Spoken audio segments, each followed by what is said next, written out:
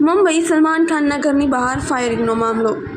Mumbai crime બ્રાન્ચના સુરત શહેરમાં ધામા. Encounter specialist દયા નાયક સુરત શહેરમાં. આરોપીઓ દ્વારા રિવોલ્વર સુરત તાપી નદીમાં ફેંકી હતી. તે તપાસમાં ક્રાઇમ બ્રાન્ચની ટીમ પહોંચી હતી.